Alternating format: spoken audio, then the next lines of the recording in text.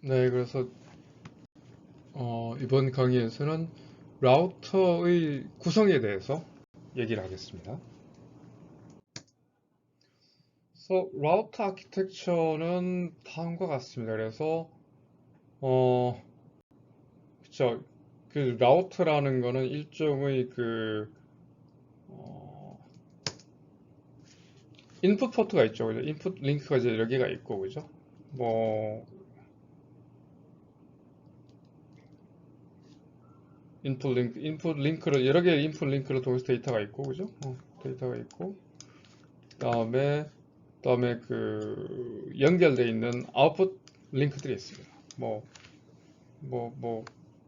북부 지방으로 가라, 중부 지방으로 가라, 뭐 남부 지방으로 가라, 뭐 학교 내 뭐 공학관으로 가나, 뭐 인문관으로 가라, 뭐 사회관으로 가라, 그죠? 그런 게 있고, 이제 중간에 이제 이 스위칭을 하는 패브릭, 스위칭을 하는 그 회로가 있는 거죠. 자, 스위칭은 뭐예요? 여러분들 그 스위치가 하는 거는 그죠? 여러분들 뭐 지금 벽에 있는 불 스위치를 켜면은 그 전등 그 스위치 회로가 연결이 되어 있는데 어느 스위치에 불을 켜라, 어느 전등에 불을 켜라, 뭐 어느 전등에 불을 꺼라 라는 거를 결정해 주는 거죠. 그거 같다고 보시면 돼요. 그게 스위치죠. 그래서 이렇게 이제 스위칭을 해주는 회로가 들어있어서 뭐 행선지에 따라서 뭐 유럽으로 가라, 미국으로 가라, 남부로 가라, 중부로 가라 이렇게 결정을 해주는 이 모듈이 이 시스템의 라우터인 거죠, 그죠? 그래서 라우팅 프로세스가 있고 프로세스가 이걸 이제 결정을 합니다, 그죠? 그래서 프로세스에 들어온 패킷을 잡아서 전달을 하는 거죠. 그래서 보면은 이 데이터를 전달하는 이 부분, 그죠? 데이터를 받아서 전달하는 이 부분이 이제 forwarding data plane이죠, 그죠? 그래서 하드웨어 라우터 안에 이제 하드웨어로 구성이 이제 그 칩으로 보드로 박혀 있는 거죠, 하드웨어고. 이제 하드웨어이기 때문에 이제 나노세컨드 타임 프레임으로 아주 고속으로 움직이는 거죠. 다음에 이 라우팅 프로세서는 기본적으로는 원래 이제 각각의 인디비주얼 각각의 라우터들이 다 컨트롤하는 컨트롤 플랜이죠, 그죠? 컨트롤하는 게 이제 소프트웨어를 컨트롤하는 거고, 이제 요즘은 이제 SDN 소프트웨어 디파인드 네트워킹으로 가면서 여러 개의 라우터들을 컨트롤하는 리모트 컨트롤러가 있어서 이런 라우팅 디시전, 라우팅을 위한 결정을 내려주고 하는 부분을 네트워크 소프트웨어로 해결하는 식이죠. 이렇게 보면 이렇게 이제 이 부분이 컨트롤 플레인, 이 부분이 이제 포워딩 데이터 플레인이라고 볼 수가 있습니다. 그래서 피지컬 레이어에서 빛 레벨에서 뭐 예를 들어 파이버를 통해서 그죠? 네트워크 인터페이스 카드로 비트를 받는 거죠. 비트를 받은 다음에 라우터에서 그다음에 링크 레이어 프로토콜을 통해서 뭐 이더넷 프로토콜이라는 그런 걸 통해서 링크 레이어로 데이터를 받고, 그죠? 그다음에 이제 네트워크 레이에서 IP 어드레스를 체크를 하고 거기에 따라서 큐잉을 하고 포워딩을 하는 겁니다, 그죠?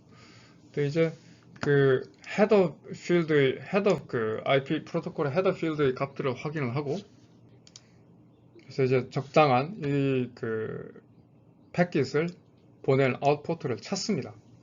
그래서 목적은 인풋 포트 프로세싱을 인풋 포트로 온 이제 데이터를 라인 스피드, 그러니까 뭐 라인 스피드라고 얘기하는 거는 뭐 예를 들어서 뭐 100기가면 100기가, 1테라면 1테라 그 라인에 있는 스피드에 맞게, 그죠? 네트워크의 성능을 최대한 회선 스피드에 최대한 맞게 고성능으로 보내자라고 얘기를 하는 거죠. 그래서 만약에 데이터그램이 forwarding을 이제 이렇게 패킷을 오는 이제 이 데이터가 오는 arriving rate, 도착하는 레이트가 실제로 이 스위칭 패브를 통해서 이제 forward가 되는 그런 인풋 스피드가 아웃풋 스피드라고 얘기하는 인풋 데이터 양이 단위 데이터 양이 아웃풋보다 많으면 Q가 쌓이겠죠. 그죠? 그래서 이게 input port queuing이라고 얘기를 하고 있습니다. 그래서 이런 작업을 match plus action이라고 얘기를 하죠. 그죠? 그래서 그 헤더 필드들의 값을 찾아서 거기에 따라서 이제 맞게 액션을 취하는 건데, 뭐 전통적으로는 일단 그 forwarding decision을 IP 어드레스를 통해서, 그래서 목적지, 이 패킷의 수신된 패킷의 목적지 IP 어드레스가 어디냐에 따라서 어느 라인으로 전달할 것인지를 결정을 했습니다. 그죠? 뭐 IP, 예를 들면 미국에 있는 대학으로 가는 패킷이면 미국 쪽으로 라우팅을 해야 될 거고, 그런 거죠. 주소에 따라서 했고, 근데 최근에는 조금 더 일반적으로 그 외에도 뭐 SDN 그 분위기를 따라서 뭐 IP Software Defined Networking의 그 트렌드를 따라서 완전히 IP 주소로만 결정되는 건 아니고, 그 외에 이제 뭐 여러 가지 그 이 IP 헤더의 패킷에 설정된 헤더 값에 따라서 조금 더 그 유연하게 인텔리전트하게 그 일반적으로 그 포워딩을 한다고 얘기를 하고 있습니다.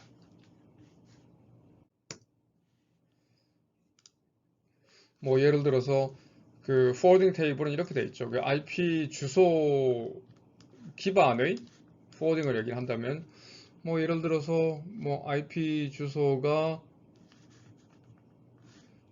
뭐 여기에서 이 레인지에 해당하는 IP 주소라고 얘기하면은 링크 뭐 라우터가 이렇게 있고 아웃풋 링크가 0, 1, 2, 3 이렇게 돼 있을 때, 뭐 이 주소 레인지, 뭐 예를 들어서 미국은 미국, 일본이면 일본, 그죠? 아니면 뭐 그 중부지방, 서부지방, 뭐 남부지방 이렇게 할 때 이 정도의 IP 어드레스 레인지에 있는 그 데이터 패킷들은 IP 주소로 확인하고, 그죠? IP 주소 헤더 필드로 확인하고 링크 제로로 포워드 해라 라고 하는 거고, 뭐 이 주소에 들어가면은 1번으로 포워드하고, 그죠? 그런 식으로 돼 있고, 여기에 어떤 것도 포함되지 않는 경우는 링크 3번으로 일반적으로 포워드 해라 라는 식으로 얘기가 돼 있는 거죠. 그래서 대략적인 아이디어는 뭐 보시는 바와 같습니다.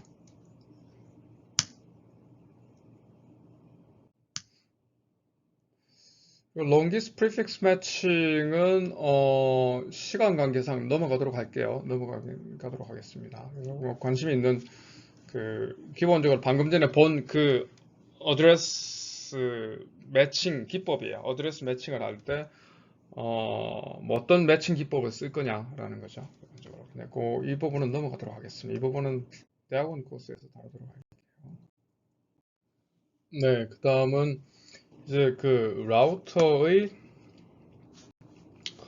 인풋 링크로부터 적절한 아웃풋 링크로 패킷을 트랜스퍼하는, 전달하는 스위칭 패브릭, 그죠? 스위칭하는 회로 이제 그에 대한 얘기를 할 차례죠. 그죠? 그래서 이제 스위칭 레이트가 중요하죠. 예를 들어서 인풋에서 아웃풋으로 트랜스퍼를 하는데 그 스피드, 그 전송률이 어느 정도 되느냐라는 건데, 보통 이제 인풋 레이가 아웃풋 레인의 곱으로 표시가 됩니다. 그래서 예를 들어서 n개 인풋이 있을 경우에는 기본적으로 n개 인풋이 있을 경우 이거를 이제 하나씩 아니고 동시에 여러 개를 한꺼번에 처리를 하면 할수록 좋겠죠. 그러니까 각각의 라인 레이트가 예를 들어서 뭐 1이다 라고 얘기하면은 그거의 n배, 그죠?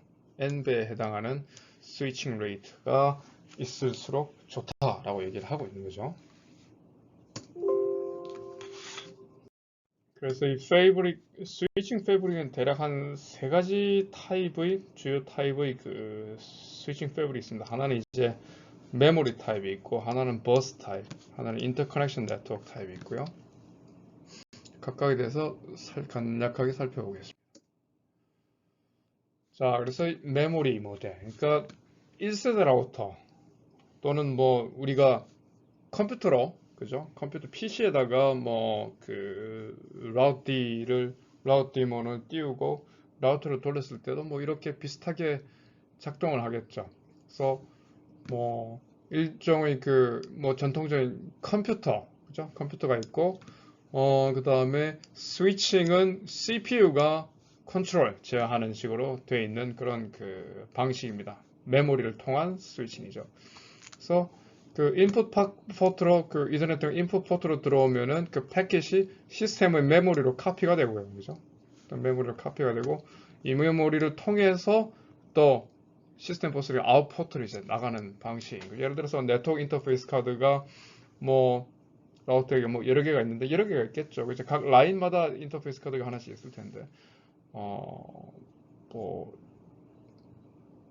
그쵸? 뭐 예를 들어서 뭐 공학관에서 온 패킷을 받아서 뭐 공학관 쪽으로 연결된 네트워크 인터페이스 카드가 있고, 공학관에서 오는 이런 네트워크 인터페이스가 있고, 그죠? 그래서 받아서 라우터에서 뭐 예술대 쪽으로 보내라든가, 그죠? 예술대 쪽으로 보내라든지 아니면은 뭐 인문대 쪽으로 보내라든가 그쪽 링크를 보내라, 그렇게 되겠죠. 그래서 그 메모리에다가 인풋 패킷 카피를 하고 아웃풋에다가 이제 그 포트에다가 집어넣는 스위칭 패브릭 방식입니다. 근데 아무래도 이 전송 스피드가 이 시스템 버스하고 요거를 통해서 가야 되니까, 그다음에 메모리의 밴드위스에 적용을 받겠죠. 그죠? 그래서 올 때마다 이쪽에 한 번, 그다음에 두 번 가야 되니까 그 시스템 버스를 두 번, 각 데이터그램마다 두 번씩 왔다 갔다 해야 되고, 그러니까 이 버스의 스피드랑 대역폭, 그다음에 메모리 대역폭의 제약을 받게, 성능의 제약을 받게 됩니다.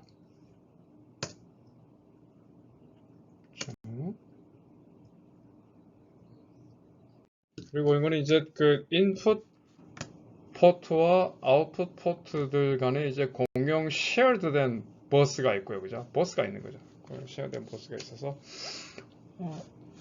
그 인풋 포트로부터 온 데이터그램들이 아웃풋 포트 메모리로 그 쉐어드 공유 버스가 있어서 버스를 통해서 하는 거죠. 그래서 이 버스가 공유되고 있기 때문에 스위칭 스피드가 이 버스의 대역폭의 제약을 받을 수밖에 없습니다. 그죠? 그래서 뭐 예를 들어서 32GBps 버스를 가지고 있는 시스코 5600 라우터 같은 모델들은 기본적으로 그 액세스 라우터, 그 코어 라우터 말고 그 엣지망에 있는 그 사용자들에게 직접적으로 연결되는 액세스 라우터에는 32GBps 정도의 저 정도의 그 버스 정도면은 충분히 해결을 감당이 가능하다라고 얘기가 되고 있고요.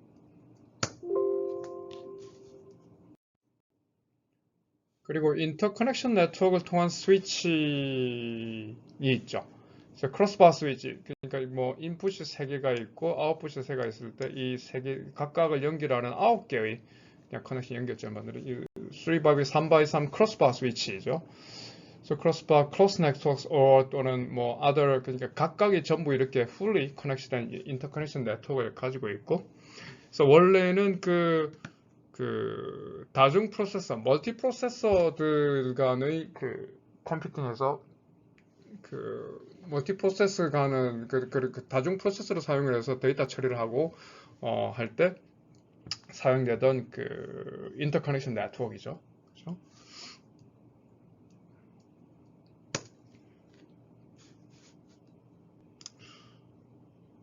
그리고 또 이런 그 작은 스위치들을 활용해서 이렇게 뭐 n by n, 예를 들어서 뭐 인풋이 8개, 아웃풋이 8개 되어 있는 경우에 이런 그 뭐 8x8이 되겠죠. 8x8 멀티 스테이지 스위치를 만드는데 중간중간 이렇게 그 작은 스위치들을 활용을 해서 그 병렬 처리의 효율성, 스피드를 높이는 이런 방법도 있어서 멀티 스테이지 스위치라고 얘기를 합니다. 그래서 그 주어진 이제 데이터들을 더 작은 종류의 더 작은 셀로 이제 더 잘게 나눠서 그 중간에 있는 이런 그 스몰러 사이즈 스위치들을 통해서 연결을 하면은 그 병렬적으로 그냥 이런 그 중간에 있는 작은 스위치를 쓰지 않았을 때에 비해서 훨씬 그 병렬 처리 확률이 그 속도가 성능이 높아지겠죠. 그죠? 이런 식으로 해서 그 중간에 있는 그 패브릭 스위치의 병렬 처리 확률을 높여서 더 빠르게 데이터들을 보낼 수 있도록 하는 성능을 최대로 높이는 방법을 쓰고 있는 거죠. 그죠? 그래서 주어진 인풋으로 온 데이터그램들을 더 작은 이제 셀들로 잘라서 각각의 이제 작은 셀들을 여러 개의 패브릭 스위치를 통해서 잘라서 보내고, 그죠? 이러면 동시에 여러 개를, 예를 들어서 뭐 싱글 버스로 연결되어 있으면은 뭐 8조각으로 나눠져 있으면 8조각이 각각 들어가야 되는데, 이렇게 되면 2조각씩 나눠서 한 번에 그냥 8조각 한꺼번에 그냥 4조각씩 한 번에 4조각씩 보낼 수 있으니까 효율이 빠르겠죠. 이렇게 보내고, 여기 수신자 쪽에서 재조합을 해서 보내는 식으로 하는 거죠. 이렇게 해서 효율을 높일 수가 있습니다. 그래서 다양한 라우터의 성능을 높이기 위해서 스위치 패브릭의 성능을 높이기 위해서 다양한 이런 인터커넥션 네트워크나 멀티 스테이지 스위치 방법을 쓰는 거죠. 그렇죠? 그러면은 훨씬 빠르게 4분의 1 정도의 스피드로, 그죠? 물론 이제 패킷을 자르고 재조합하는데 걸리는 시간은 들 수는 있겠지만, 실제로 그 데이터의 큐잉 시간은 4분의 1 정도로 훅 줄일 수가 있는 거죠. 자, 그런데 이런 스위칭 패브릭 플레인을 여러 개를 둘 수도 있겠죠. 동시 처리율, 패러렐리즘, 그죠? 병렬 처리의 효율을 극대화하기 위해서 이런 패브릭 플레인을 뭐 여러 개를 둬서, 멀티플 스위칭을 플레인을 여러 개를 둬가지고 하면은 또 더욱더 성능을 높일 수가 있습니다. 그래서 그죠? 스피드도 빨라지고, 그다음 규모도 훨씬 커지겠죠. 예를 들어서 뭐 시스코 CRS 라우터 같은 경우에는 방금 전에 아까 얘기한 32기가짜리 버스를 활용한 시스코 액세스 라우터보다 뭐 예를 들어서 8개의 실제 스위칭 플레인을 쓰고 있고, 그다음에 3스테이지 인터커넥션 네트워크를 각각의 플레인은 3스테이지 인터커넥션 네트워크를 갖고 있으면 최대 100TBps 정도의 스위칭 능력이 나오는 게 굉장하죠. 이런 라우터는 코어에 쓰이겠죠. 그렇죠? 그래서 이렇게 스위칭 패브릭이 만들어질 수 있습니다. 네, 그리고 뭐 여기서부터 나오는 이제 뭐 인풋 포트에서 큐잉이 생기는 경우, 뭐 아웃 포트에서의 큐잉, 뭐 이런 자세한 내용들은 시간 관계상 넘어가도록 하겠습니다. 뭐 버퍼링이 어느 정도 되느냐, 버퍼 매니지먼트, 이런 디테일에 대한 사항은 진도에서 제외를 하도록 하겠습니다. 패킷 스케줄링, 뭐 first come first serve, 뭐 먼저 온 애가 먼저 간다, 뭐 이런 식으로 스케줄링 할 수도 있고, 뭐 우선순위를 둬서 스케줄링 할 수 있고, 이 부분은 제외로 하겠습니다. 그죠? 패킷 스케줄링 관련한 거죠. 어느 패킷을 먼저 보낼 거고, 언제 패킷 라우터에서 패킷들이 도착했을 때 어떤 식으로 디큐잉 할 거냐라는 이런 거죠. 스케줄링 같은 이런 건 넘어가도록 하겠습니다. 시간 관계는 다 다룰 수는 없으니까요. 라운드 로빈 스케줄링 이런 것도 있고, 웨이티드 페어 큐잉, 이것도 뭐 유명한 알고리즘이죠, 그죠? 이것도 그냥 네, 그리고 이제 여기 사이드바, 그러니까 이 박스 안에 들어가 있는 내용인데, 망 중립성이라고 하죠. 그러니까 교과서 8판 기준으로 297페이지에 있는 내용인데, 네트워크 뉴트럴리티, 망 중립성이라고 번역을 합니다, 우리말로는. 이게 뭐 실제 우리 강의 처음 시작할 때 했던 얘기죠. 망 사업자와 컨텐츠 서비스 제공자들 간의 경제적인 계약 관계나 이익 관계, 뭐 그런 뭐 복잡한 이유로 인해서 우리나라에 있는 트위치 사용자들이 뭐 우리나라처럼 앞선 네트워크 환경을 가진 사용자들이 트위치 같은 그런 사이트에 접속을 할 때 최대 뭐 해상도를 720p 이하로만 뭐 받을 수 있다라는 그런 얘기를 하면서 뭐 복잡한 그 망 사업자와 컨텐츠 서비스 프로바이더 간의 그 다양한 그 이해관계자들이 그 이해관계에 엮여가지고 그런 얘기가 있다고 얘기를 했는데 그 얘기가 나오게 되는 그 토픽 중에 하나죠. 그래서 사실 기술적인 내용은 아니고 이건 이제 인터넷이라는 게 그 실제적으로 우리 삶에 어떤 의미를 가지고 있고 어떤 기능을 우리가 기대를 하고 있느냐라는 그런 그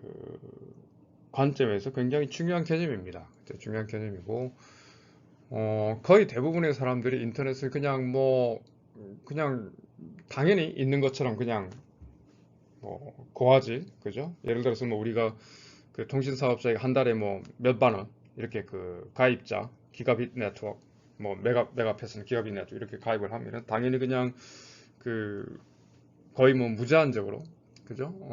그 네트워크 대역 폭이 허락하는 한도 내에서 뭐 100메가를 받든 1기가로 받든 뭐 그런 거는 그냥 당연히 우리는 네트워크를 쓸 수 있을 거라고 생각을 했는데 제동이 걸렸죠. 그죠? 그 트위치 아니 우리 집 네트워크 뭐 어디든지 보면은 지금 전혀 뭐 1080p라든가 또는 4K 또는 8K, 8K 영상까지 다 받을 수 있는데 왜 그 720p밖에 못 받아요? 라는 거. 특히 우리나라 그 국내 사용자들은. 근데 이게 올바른 거예요? 라는 그 소비자의 권리를 뭐 침해하고 있는 거 아니에요? 라는 질문은 이제 당연히 우리가 다 할 수 있는 거죠. 할 수 있는데 근데 이게 실제로는 우리가 사용하는 이 네트워크라는 이 자원, 인프라를 어떤 관점에서 바라볼 것인가 또는 어떤 입장에서 바라볼 것인가에 따라서 그 굉장히 다른 판단을 내릴 수가 있다라는 얘기를 하는 거죠. 그래서 이 네트워크 뉴트럴리티라는 것은 이제 망 중립성이라는 건 망이라는 것은 기본적으로 그 수도나 또는 전기와 같은 그 중립적인 가치를 가진 그죠? 굉장히 공공적인 그런 그 서비스적인 그 가치가 높은 일종의 공공재다. 공공재로 취급을 받아야 되고 그런 개념으로 있을 때에는 우리가 뭐 정당한 요금을 그 우리 망 사업자들에 내고 그런 환경 하에서는 실제 우리 네트워크가 허용을 하는 한대로 예를 들어서 우리가 네트워크 계속 배울 때 보면은 뭐 바틀렉 링크가 있고 컨제션이 생기고 그런 경우는 어쩔 수가 없겠지만 그죠? 근데 그렇지 않고 뭐 실제적으로 그 실제 네트워크 링크도 문제가 없고 내가 사용하고 있는 이 그 망 사용의 요금에 이런 그 별 문제가 없는 한 최대한으로 베스트 에포트 서비스 모델로 인터넷은 돌아가고 있다라 기술적으로는 그렇게 되고 있는데 근데 어느 날 우리 망 사업자가 뭐 그 갑자기 특정 서비스에 대해서 그렇게 그,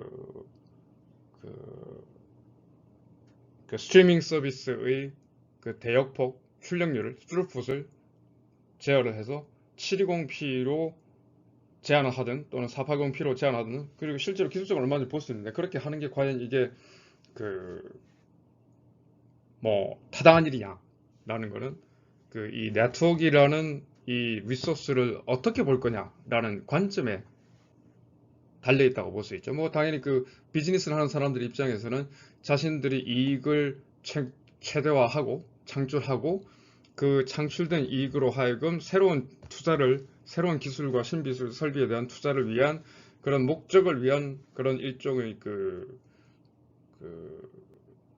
수단으로서의 리소스로 생각을 할 때는 그냥 뭐 어떤 특정 서비스를 뭐 이득이 될 것 같으면은 더 좋은 서비스를 제공을 하고 그다음에 별로 그렇게 이득이 되지 않는 서비스는 차단을 한다든지 또는 그렇게 뭐 스피드를 제한을 한다든지 그죠? 어, 그런 식으로 그 비즈니스를 위한 소비재로 볼 것이냐 아니면은 공공재로 볼 것이냐라는 이런 관점의 차이에 따라 가지고 굉장히 서로 다른 답변으로 얘기를 할 수가 있죠. 그죠? 그래서 그런 거를 얘기를 하고 있는 거예요. 그래서 실제로 기술적인 내용은 뭐 여기에서는 다루지는 않지만 이거는 어느 정도 그 교양이나 상식적인 측면에서 굉장히 중요한 이슈죠. 네트워크 유튜브가 실제로 인터넷을 쓰고 있지 않은 사람도 없고 사실 이제는 쓰고 있지 않은 기계나 이제 뭐 이런 것들도 없어질 거고 그런 상황에서 우리가 이 네트워크라는 걸 기존의 전기나 수도 또는 뭐 좀 심하게 비유를 하면 공기 정도 같이 누구나 무제한적으로 자유롭게 활용할 수 있는 공공재이냐 아니면은 그렇지 않느냐라는 것은 그 사업자들 다양한 사업자들의 이해관계에서 첨예한 그 디베이트 경론의 소지가 있습니다. 그래서 뭐 예를 들어서 이런 그 대표적인 예가 있죠. 뭐 2018년에 예를 들어서 그죠? 한 5년, 6년 정도 됐는데 미국의 이제 캘리포니아 북부에 있는 그 발생한 맨더시너 컴플렉스라는 그 부분에 일어난 산불이 있어요. 그래서 대략 한 두 달, 캘리포니아 쪽에는 워낙 그 산불이 뭐 자연적으로도 자주 많이 발생을 하니까 그리고 엄청난 면적을 태우죠. 그래서 대략 한 수개월간 한 서울시 면적의 한 3배 달하는 산을 태웠어요. 산림을 태웠는데, 근데 이제 그 산불을 진화하기 위한 그 소방서가 인터넷을 사용을 하고 있었는데, 이 산불을 대치를 하는 와중에, 그죠? 산불을 대치를 하는 와중에, 예를 들어서 뭐, 화재 진압 차량을 배치를 하고, 뭐 서로 간에 커뮤니케이션을 시키고, 소방 헬기하고 소방 인력 등을 효율적으로 배치를 하고 조직하는데 인터넷을 사용을 한 거죠. 필수적인 도구가 되고, 그죠? 근데 그게 없으면 이제 왜냐면은 면적 자체도 너무 넓게 크게 산불이 퍼지고 있으니까 서로 그 활발한 커뮤니케이션을 통하면서 화재 진압 차량이랑 소방서랑 소방 헬기, 소방 인력이 이렇게 막 커뮤니케이션 하고 있는데 갑자기 그 인터넷 스피드가 굉장히 느려진 거죠. 그죠? 인터넷 소방서에 관리하고 있는 인터넷 서비스 버라이즌 회사, 우리나라로 따지면 KT나 뭐 SKT 같은 회사인데 소방서 소장이 버라이즌이라는 통신사를 통해서 인터넷 쓰고 있는데 그때 이 산불 진화 과정에서 인터넷 통신을 굉장히 많이 사용을 하게 됐고 소방서의 가입자가 그죠? 그래서 인터넷 데이터 사용량이 계약 기준을 초과하자 그냥 버라이즌 회사는 계약 기준에 의해서 속도를 그냥 낮춰버렸죠. 그래서 기존의 인터넷 속도보다 한 200분의 1 정도로 인터넷 속도가 줄어들어서 전화 연결 속도보다 느렸고, 그죠? 그래서 이로 인해서 화재 진압 차량과 뭐 소방 헬기, 소방 요원을 효율적으로 배치하는 게 거의 불가능했고, 그래서 이제 소방서장이 버라이즌에 이에 항의하는 이메일을 보냈다라고 해요. 했는데 버라이즌은 속도 제한이 없는 상품에 재가입하라라는 그런 답변만 한 거죠. 그래서 인터넷 속도가 전화 연결 속도보다 이제 느려지면서 화재 진압을 하는데 굉장히 큰 어려움을 겪었고, 그래서 소방관들은 자신의 개인 기기를 사용해 통신 시스템 작동을 시켜야 하고 이런 것 때문에 굉장히 피해가 더 커졌다. 그래서 소방서 서장이 통신사 버라이즌을 고소를 했어요. 고소를 했죠. 그래서 실제 굉장히 이런 문제가 생길 때, 예를 들어서 뭐 이런 식으로 했을 때, 그러니까 네트워크 서비스를 공공재라고 봤을 경우에 이런 일이 있어서 생겨서는 안 되는 거고, 그죠? 근데 이거를 그냥 단순히 그냥 비즈니스를 위한 일종의 계약이다라고 생각을 하면은 뭐 얼마든지 이런 일들이 생길 수 있는 거고, 때로는 개인이나 또는 국가적으로도 커다란 재난을, 예를 들어서 뭐 재난 상황이 벌어졌을 때 이런 일이 벌어지면은 굉장히 도덕적으로도 그렇고 큰 이슈가 될 수 있는 거죠. 그래서 이게 생각보다 우리나라로서는 봤을 때는 트위치 스피드 줄였다라는 거죠. 그거를 가지고 이제 많은 친구들이 불편함을 겪고 있을 텐데, 그죠? 이런 일들이 발생을 하기 시작하고 있는 거죠. 그래서 사실 우리가 이 강의를 할 때 계속 이제 인터넷이라는 것이 어떻게 발전해왔고 이런 얘기를 했었는데, 그래서 실제 인프라라는 기준에서 얘기를 했었죠. 그래서 이, 이 인터넷 서비스를 전기나 수도 같은 공공재를 간주를 해서 통신회사가 인터넷 콘텐츠를 함부로 차단하거나 뭐 속도를 줄이거나 뭐 돈 많이 낸 사람한테 더 그 서비스를 좋은 서비스를 제공하든지 이런 식으로 할 수 없도록 규정을 했어요. 근데 이거를 이제 미국에서 버락 오바마 이제 행정부 때 채택을 했고, 근데 이러한 이 망중립성이라는 개념은 실제로 이제 이 인터넷을 수도와 전기 같은 공공재라는 시각으로 계속 개발이 됐고, 그죠? 그래서 발전이 이루어졌고, 그래서 실제로 뭐 이상에서 뭐 월드와이드, 여러분들도 뭐 얘기했지만, 월드와이드 프로토콜 HTTP를 개방한 팀 버너슬리 같은 경우에도 자기가 그 프로토콜을 만들어서 했는데 그냥 공개했죠. 전부 다 공개했죠. 어떤 저작권도 안 했고, 관련 특허도 출연하지 않았고, 누구나 차별 없이 인터넷의 혜택을 누리길 원했고, 그죠? 그래서 그 그러한 배경이 있어서 그죠? 이러한 네트워크를 자율적으로 사용할 수 있는 이러한 망 중립성에 대해서 실제로 이 인터넷을 사용한 시대에 뭐 구글이나 애플이나 아마존이나 뭐 이런 굉장히 많은 혁신적인 유튜브도 그렇고 혁신적인 기업들이 출연할 수 있었던 거죠. 사실 이러한 자유로운 환경에서 실제 뭐 이런 인터넷이 널리 퍼져 있고 누구나 뭐 자유롭게 쓸 수 있기 때문에 그러니까 1990년, 2000년대 이후 이런 뭐 우리나라의 다음이나 카카오 뭐 다 마찬가지고 그죠? 인터넷을 기반으로 한 새로운 비즈니스하고 이런 기술들이 많이 창출이 됐고 그래서 사람들이 새로운 아이디어를 가지고 그냥 소프트웨어를 개발을 해서 어, 창업을 하기도 굉장히 손쉬워졌고 혁신의 토대가 된 거죠. 이 네트워크를 공공재로 생각을 하고 그 사람들이 사용을 할 수 있기 때문에 우리도 마찬가지지만 그래서 이러한 혁신적인 아이디어를 만들고 구현하는데 그렇게 큰 비용이 발생하지 않기 때문에 굉장히 작은 창고나 그룹들의 창업주들을 바탕으로 뭐 우리나라 NC소프트나 넥슨도 마찬가지고 그죠? 회사 운영과 새로운 서비스 제공이 가능했기 때문에 실제로 실리콘밸리를 포함해서 우리나라의 벤처 붐도 그렇고 이런 그 환경에서 굉장히 큰 성공을 거둘 수 있었죠.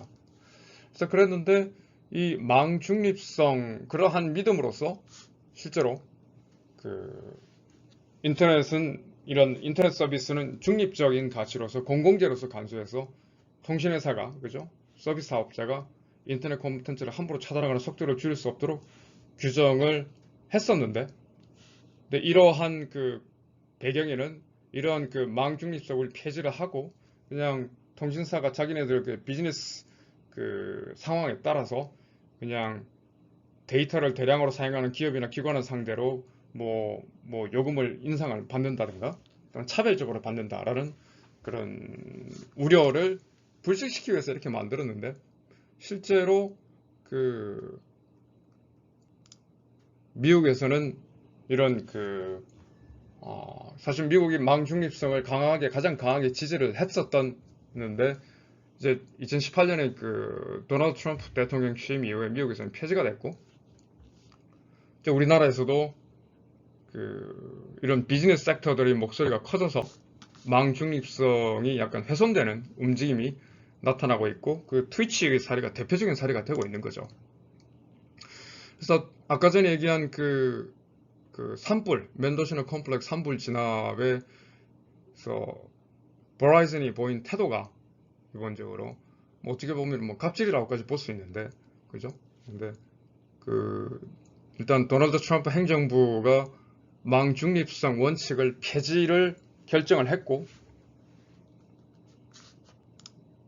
바로 이제 직후에 나온 현상이라서 그러한 망중립성 폐지 이후로 결정으로 이 버라이즌 갑질이 처리가 됐다는 목소리가 굉장히 높습니다. 그죠? 그래서 이러한 사실 끔찍하죠. 예, 근데 이제 이러한 그 버라이즌의 횡포는 이제 뭐 망중립성 원칙 폐지의 그 피해로부터 사람들이 받을 수 있는 피해, 우리가 받을 수 있는 피해를 나타내는 분명한 사례라고 얘기를 하고 있고, 그래서 인터넷 사업자들이 공공안전이 침해되는 상황에서도 경제적인 이익만 추구했다라고 이제 비난을 하고 있었. 그런 상황이 벌어졌어요. 사실 이런 망 중립성 원칙 없이 뭐 아마존이나 뭐 넷플릭스나 그렇죠, 뭐 구글, 네이버, 카카오와 같은 이런 그 인터넷 기반의 그 플랫폼 기업들의 서비스는 불가능했을 거고요, 그죠? 근데 이제 우리가 계속 얘기했듯이 통신 사업자들, ISP, 인터넷 서비스 제공업자들에 있어서는 망 중립성은 굉장히 그 추가적으로 서비스를 제공을 하고 거기에 대한 요금을 차등 징수할 수 있으면은 수입을 더 많이 받을 수 있는데 그렇지 못한 그 저해 요인이 되는 거죠. 수입에 대한. 그죠? 그래서 이제 통신사업자 입장에서는 뭐 사실 뭐 재주는 곰이 부리고 뭐 돈은 딴 사람이 벌어간다고. 실제 망에 투자하고 설치를 하는 통신사업 사람은 그 이해관계자는 통신사업자인데 실제로 그 엄청난 수익을 창출하는 그 사람들은 그 콘텐츠 기업이다라는 식으로 얘기를 하고 있죠.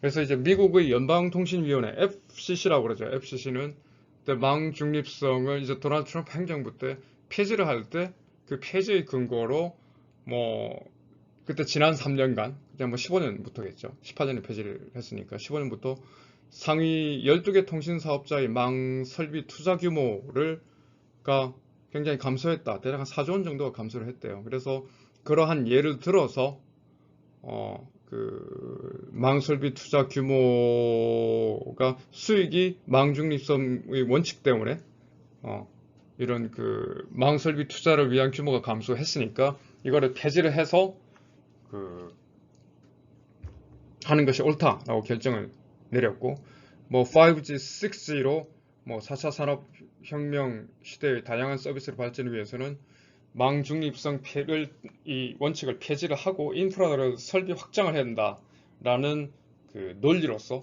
받아들여진 거죠. 그죠? 그리고 실제로 점점 더 이제 그 시간이 갈수록 뭐 일단 망중립성 원칙의 그 강력한 지원자였던 미국이 일단 그렇게 돌아섰고 2018년에 그래서 그러다 보니까 실제 그 분위기 자체가 그 통신사업자 기업들의 입장이 점점 더 이제 분명해지고 있고 서로 이제 첨예하게 대립을 하고 있습니다. 그래서 이제 뭐 입장이 뭐 소비자냐 아니면 콘텐츠 사업자냐 그다음에 그 통신 사업자냐에 따라서 혁신이 어디에 어떤 원인으로 생기고 네, 그 어떤 입장에 있고에 따라서 첨예하게 대립을 하고 있는 거죠. 그래서 그런 아주 중요한 그 실제적으로 예를 들어서 뭐 인터넷을 둘러싸고 있는 이런 그 사용자와 통신 사업자와 콘텐츠 사업자 세상 누구든 간에 이 셋 중에 하나는 해당이 되죠. 그죠? 여러분들도 마찬가지고 누구든 인터넷을 사용하지 않는 사람은 없고 그 이해관계자들 중에의 하나로 또는 하나 또는 두 개로 이렇게 귀결이 되어지니까 정말 밀접하게 관련이 있는 내용이라서 이렇게 특별히 그 사이드바 그러니까 교과서 297페이지에 별도의 박스로 운영이 나와 있는데 이 부분을 오늘은 소개를 간략하게 좀 하고 있습니다. 그래서 이 슬라이드만 보서 한 20분 정도 얘기를 했네요. 좀 내용이 길어지는 것 같긴 한데 그렇습니다. 그래서 네트워크 망 중립성이라는 건 그런 거라고 얘기를 했고요.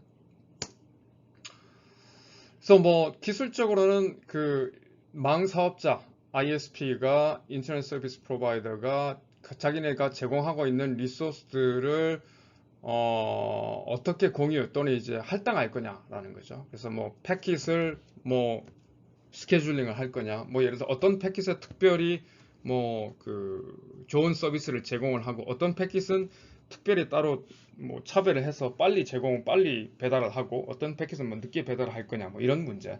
근데 우리가 뭐 TCP나 이런 그 기술적으로는 봤을 때는 그런 거는 전혀 고려를 안 하고 있는 상황에서 개발이 된 상황인데 이런 그죠? TCP 여러분들 그 메커니즘이나 그런 거 봤을 때 네, 이런 거를 자기 비즈니스 서비스를 제공하면서 이거를 제공을 하는 게 맞는 거냐? 그다음에 뭐 버퍼 매니지먼트를 할 때 뭐 어떻게 할 거냐? 돈 많이 세는 사람들한테 더 빠른 서비스를 제공을 할 거냐? 더 높은 대역폭을 제공을 할 거냐? 뭐 이런 식으로 기술적으로는 얘기를 할 수 있는 거고. 근데 사회적이나 경제적으로 봤을 때는 그렇죠. 예를 들어서 뭐 돈이 많은 기관이든 그렇지 않은 사람이든 인터넷에서는 네트워크에서는 그죠? 자유롭게 자기가 하고 싶은 얘기나 또는 보여주고 싶은 정보나 그런 것들을 프리덤 오브 스피치 자기가 게시하고 싶은 보내고 싶은 그런 데이터들은 뭐 구분 없이 누구나 다 보낼 수 있어야 되고 돈 있는 사람은 뭐 덩치가 큰 기관은 많은 정보를 보낼 수 있고 더 빠르게 정보를 보낼 수 있고 그다음에 그렇지 않은 사람들은 뭐 아예 뭐 기회도 별로 없고 뭐 예를 들어서 뭐 굉장히 다른 패킷에 대해서 늦게 가거나 아니면은 보낸 패킷 중에 뭐 한 뭐 몇 퍼센트는 뭐 없어진다거나 그런 식으로 차별이 되면 안 될 것 같다 안 된다라는 안 되지 않느냐라는 그런 정신을 담고 있는 거죠. 그래서 프리 스피치를 그죠?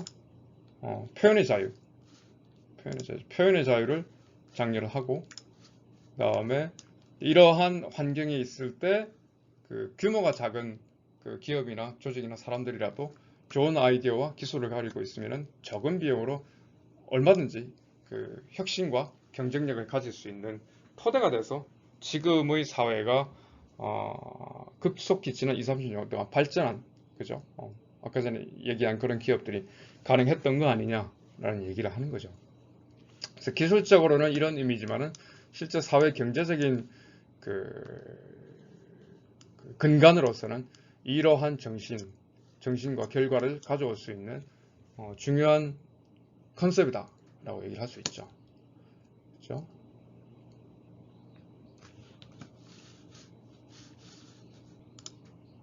그래서 이제 미국 연방통신회가 필두로 그죠?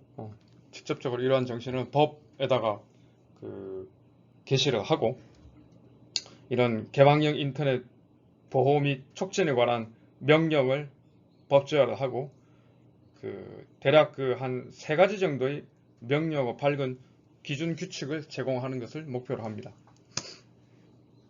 근데 이제 방금 전에 얘기했듯이 국가에 따라서 국가의 각 국가에 따라서 예를 들어서 그 국가가 뭐 어느 정도의 뭐 정치적이나 경제적이나 뭐 입장에 따라 가지고 얼마든지 다른 관점으로 이 네트워크를 볼 수 있겠죠. 사실 여러분들 같은 경우도 아까 전에 얘기했듯이 그런 입장에 있으면 어느 기업에 소속되어 있느냐 또는 어디서 일하고 있느냐 어떤 입장에 따라서 완전히 뷰가 달라질 수도 있어요. 그러니까 각 나라별로도 굉장히 다른 입장을 가질 수 있겠죠. 그래서 굉장히 국가별로 소속별로 각 개인별로 얼마든지 다른 비율을 가질 수는 있습니다만, 근데 실제로 이런 망 중립성이라는 이러한 인식 자체가 수많은 혁신들을 인터넷상에서 가능하게 했고 지금의 상황에 오게 했다라는 것은 뭐 두말할 수 없는 사실이죠, 팩트죠. 그래서 이러한 스피릿 정신을 가지고 이러한 법을 가지고 계속 갈 것인지 아니면은 그렇지 않고 그죠? 지금처럼 통신사업자 위상이 강화되는 식으로 이런 식으로 갈 건지는 점점 더 이제 지켜봐야 될 상황인 거죠. 아니 뭐 지켜봐야 될 상황이라기보다는 이제 뭐 우리도 다 같이 어느 정도 목소리를 높여야 될 시점이 온 거죠, 기본적으로.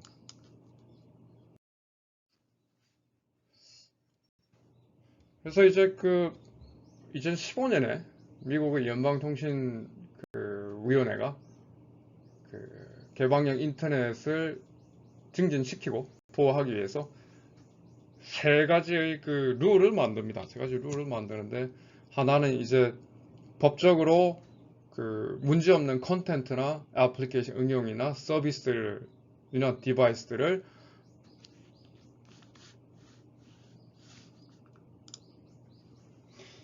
그 이제 합당한 네트워크 관리에 따라서 차단해서는 안 된다라고 하는 게 no blocking, 그죠? 차단해서는 안 된다라는 얘기를 하고 있는 거고. 두 번째는 no throttling. 그러니까 특정 트래픽을 throttling. 그러니까 뭐 스피드를 저하시키는 특정 트래픽을 제어를 하거나 뭐 스피드를 뭐 제어를 하고 일부러 늦게 보낸다거나 또는 뭐 빠르게 보낸다거나, 그죠? 뭐 손상시키거나 뭐 저하시키거나 그러면 안 된다라고 얘기를 하는 거죠. 그러니까 no blocking은 차단시키면 안 된다는 얘기고 no throttling은 이거를 스피드를 조절을 해서 뭐 디그리 품질을 저하시키거나 throttling을 해서 뭐 그 손상을 시키거나 특정 트래픽을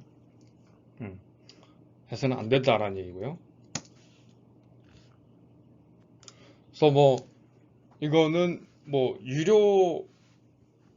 유료냐 무료냐 어떤 그 추가적인 비용 no paid prioritization은 그 추가로 유료를 제공을 한 자에게 한 트래픽에 우선순위를 줘서는 안 된다라는 얘기를 하는 거죠. 그래서 세 가지 원칙입니다. 그죠? 망은 공공재로서 사용이 돼야 되고, 그죠? 그래서 이런 통신 사업자들은 어떤 특정 트래픽을 뭐 블로킹을 해서도 안 되고, 그죠? 합법적인 컨텐츠를 그다음에 throttling, 속도 제어나 서비스 품질 저하를 어떤 컨텐츠나 응용이나 특정 응용이나 컨텐츠나 서비스나 디바이스에 적용을 시켜서 고의적으로 throttling, 저하나 서비스 조절해서는 안 된다. 그 다음에 뭐 유료 처리를 했다고 해서 딱히 우선순위를 주거나 그런 우선순위 같은 걸 주면 안 된다라는 룰을 만든 거죠.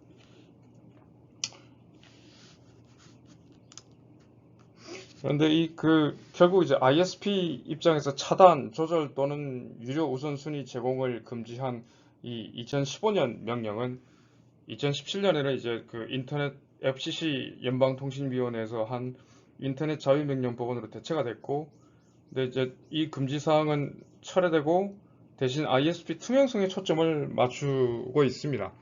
실제로 이제 예를 들어서 뭐 미국이나 유럽이나 이 중립성에 있어서는 상이한 입장을 취하고는 있지만은, 근데 이제 통신 사업자가 기본적으로 관리를 할 때 투명하게 하자라는 얘기를 하는 게 트래픽 관리를 어떻게 하고 있는지, 통신비는 어떻게 실제적으로 거둬지고 있고 어떻게 또 재투자가 이루어지고 있는지에 대한 투명한 관리를 바탕으로 이런 데이터를 가지고 이제 비로소 이제 각자의 입장, 예를 들어서 뭐 통신사업자가 뭐 얼마나 힘드냐, 정말 얼마나 힘든 건지, 그죠? 거기에 따라서 어느 정도의 조절이 있어야 되지 않느냐라는 등의 각자의 입장이 반영되고, 각자의 입장이 그냥 단순한 입장 표명뿐만 아니라 실제로 뭐 트래픽 관리가 어떻게 엄격하게 되고 있는지, 통신비는 관리랑 뭐 징수랑 재투자가 설비 투자가 어느 정도 수준으로 정말 이루어지고 있는 건지에 대한 그런 투명성이 전제가 될 때 생산적인 논의가 가능하다라는 식으로 얘기가 되고 있고, 그래서 최근에 이제 이런 망중립성의 원칙이 뭐 차별하지 않는다, 뭐 블로킹하지 않는다, 선별하지 않는다라는 거 외에 이제 투명성에 초점을 맞추어서 포함을 하고 있습니다. 그렇죠? 네, 그래서 그 정도를 소개를 하면 될 것 같아요.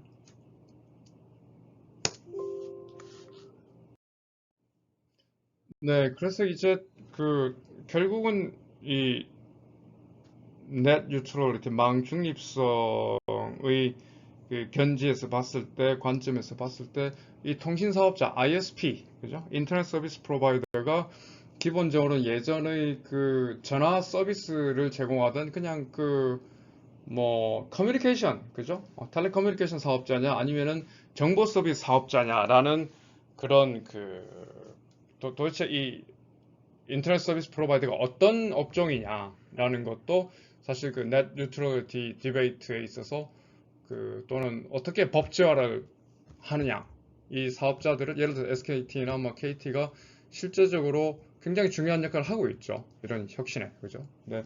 왜냐하면 그 이 사업자들을 통해서 그 사람들이 인터넷 연결을 하고 있기 때문에 이들을 어떻게 봐야 되느냐, 또 어떤 법령으로 규제를 하고 또 장려를 해야 되느냐 하는 것이 또 굉장히 중요한 이슈죠. 그래서 뭐 이들이 단순히 이제 통신 선로를 제공하는 뭐 통신 사업자냐 또는 그 정보 사업자 입장에서 봐야 되느냐라는 거는 마찬가지로 그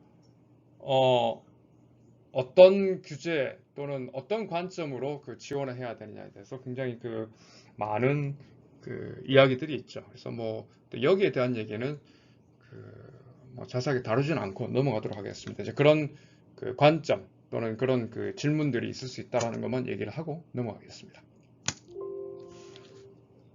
이 부분은 여기까지 하고요. 네, 그래서 제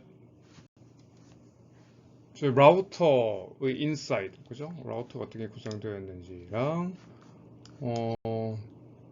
그다음에 간단히 살펴봤고 네트워크 뉴트럴리티에서 시간이 조금 들어갔는데 그 부분 뭐 중요한 개념이라서 진짜 네트워크 과목에서 배울 수 있는 개념이고요, 그죠? 다른 데서는 배울 수 있는 데가 없을 것 같아서 일단 상식 수준에서 그 설명을 했고 다음은 이제 그 인터넷 프로토콜에 대해서 간략히 설명을 하도록 하겠습니다.